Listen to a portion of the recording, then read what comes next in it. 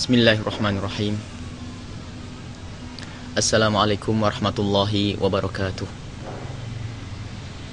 Alhamdulillahirabbil alamin.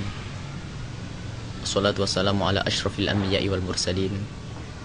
Habibina wa syafi'ina wa maulana sayyidina Muhammad wa ala alihi wa ashabihi ajma'in.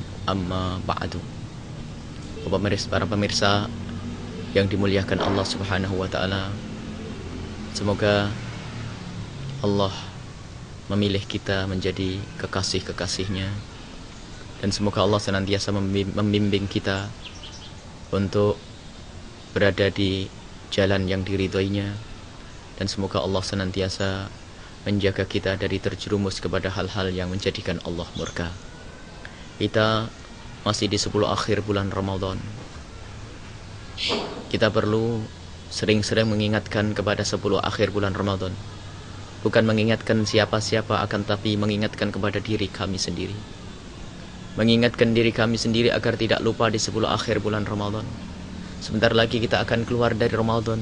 Itu artinya sebentar lagi kita akan meninggalkan bulan mulia ini. Para kekasih Allah kalau sudah memasuki bulan Ramadan, di samping mereka giat belajar, giat beribadah, akan tapi mereka lebih sering menitikkan air mata. Selamat tinggal Ramadan, selamat tinggal Ramadan. Selalu diucap-ucap dan selalu memohon kepada Allah, ya Allah, pertemukanlah kami Ramadan yang akan datang, berharap untuk bisa bertemu dengan bulan mulia ini. Dan kita saat ini, alhamdulillah saat ini diberi kesempatan oleh Allah untuk membicarakan masalah ini dan untuk mendengar masalah ini, dan ini nikmat besar dari Allah. Ada orang yang oleh Allah dilupakan, lupa untuk berbicara dan lupa untuk mendengar. Sehingga di bulan suci Ramadan 10 akhir ini adalah tidak ada peningkatan di dalam dirinya. Apa yang kita lakukan di malam bulan Ramadan 10 akhir ini khususnya? Lakukanlah seperti yang Anda lakukan di hari-hari sebelumnya, tarawih. Kemudian sholat malam qiyamul lail. Diriwayatkan oleh Siti Aisyah, Nabi Muhammad melakukan sholat malam 8 rakaat. Siti Maimunah, Nabi Muhammad pernah menginap di sana. Dalam hadis sahih juga diriwayatkan oleh Imam Bukhari dan Muslim, Sayyidina Ibnu Abbas meriwayatkan Nabi Muhammad melakukan sholat lebih dari itu. Ada 10 rakaat, ada yang mengatakan, Imam Baihaqi meriwayatkan sampai 16 rakaat. Artinya di sini untuk melakukan sholat malam, lakukan sebanyak-banyaknya. Lakukan sebanyak-banyaknya untuk sholat malam di malam Ramadan, khususnya 10 akhir bulan Ramadan. Man qama ramadhana imanan wa ihtisaban ghufira lahu ma taqaddama min dhanbihi wa ma ta'akhkhar. Masuk dalam hadis umum ini bahwasanya barang siapa yang di bulan Ramadan bangkit untuk ibadah, melakukan sholat sebanyak-banyaknya sholat dan sebagainya, maka itu akan diampuni dosanya yang terdahulu dan akan datang. Intinya adalah mari kita manfaatkan keberadaan kita di 10 akhir bulan Ramadan ini. Jangan memperdebatkan tentang bagaimana berapa sholat yang harus saya lakukan. Sholat apa itu? Ada sholat sunat mutlak. Sholat sunat yang kita lakukan di bulan Ramadan akan lipat gandakan, khususnya di 10 akhir bulan Ramadan ini. Jangan sampai kita nganggur saja, nongkrong saja, sholat saja. Dan kemudian ada sebagian orang yang saling mempermasalahkan, tidak tahu ini sumbernya dari mana. Kalau sudah melakukan sholat witir, sudah melakukan sholat witir di awal Ramadan, di awal waktu, misalnya habis sholat tarawih lalu melakukan sholat witir. Ada sebagian orang punya keyakinan, tidak tahu sumbernya dari mana ini. Setelah itu katanya tidak boleh sholat lagi. Maka ketahuilah itu adalah pemahaman yang perlu diluruskan. Ketahuilah jika Anda sudah sholat witir di awal waktu, maka Anda pun boleh melakukan sholat witir, sholat selain witir. Jika Anda sudah melakukan sholat witir di awal waktu, maka di saat malam Anda dibangunkan oleh Allah, maka Anda boleh melakukan sholat sebanyak-banyaknya. Memang dianjurkan ij'alu akhira sholatikum bil-laili witra. Ada anjuran dari Nabi Muhammad agar kita menjadikan akhir sholat kita adalah sholat witir. Itu bukan perintah yang menjadikan larangan kalau kita sholat setelah witir. Sholat witir lakukan, kalau bisa di akhir waktu. Akhirnya setelah semua sholat sunat baru kita tutup dengan witir. Itu kalau bisa. Kalau ternyata kita sudah witir di awal waktu, khawatir malam harinya kita tidak bisa bangun, dan ternyata setelah kita witiran di awal waktu habis isya misalnya, tak taunya kita diberi kesempatan oleh Allah bangun, maka sholatlah sebanyak-banyaknya. Tidak ada yang mengatakan bahasanya itu tidak boleh. Itu adalah kesalahpahaman dari sebagian ustadz. Itu kesalahpahaman dan bukan salah yang disengaja. Bisa dilihat di kitab-kitab keterangan hadis-hadis witir. Tidak ada yang melarang kalau ada orang sholat witir, kemudian ada orang sholat setelah sholat witir. Tidak ada larangan ini. Maka dari itu kami ingin tegaskan, karena ini banyak kesalahpahaman. Karena dimanapun kami berada, ternyata masalah ini sering ditanyakan, bolehkah kita sholat sunat setelah witir? Boleh. Hanya sebisa mungkin witir jadikan sholat akhir.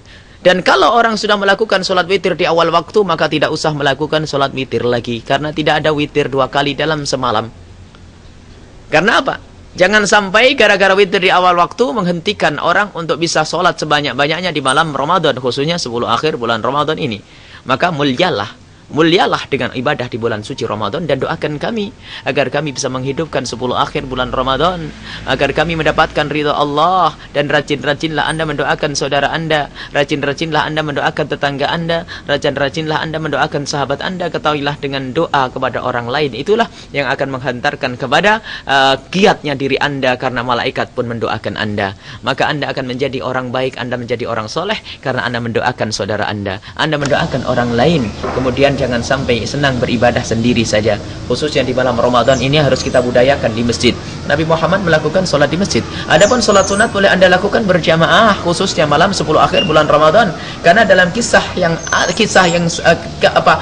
permulaan sholat malam ini, Nabi Muhammad mula-mula sholat sendiri, lalu diikuti oleh beberapa sahabat Nabi.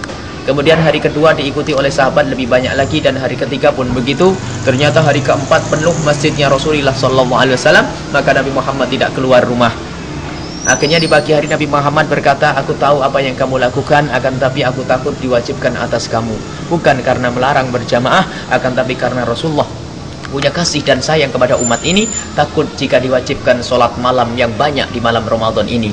Maka jika Anda mau melakukan dengan berjamaah, tidak ada larangan di sini. Bahkan Imam Muslim waktu mensyarahi hadis ini mengatakan bahwasanya ini adalah menunjukkan bahwasanya sholat sunnah khususnya di malam Ramadan kalau dilakukan dengan berjamaah adalah tidak apa-apa. Itu adalah hal yang baik karena pernah dilakukan oleh sahabat Rasulullah bersama Nabi Muhammad SAW. Hanya jangan dibawa ke sholat sunat yang lainnya. Ini adalah khusus sholat sunat semacam ini. Adapun sholat sunat yang lainnya tidak dianjurkan begitu saja. Khususnya di malam 10 akhir bulan Ramadan ini sering ada malas di dalam diri kita.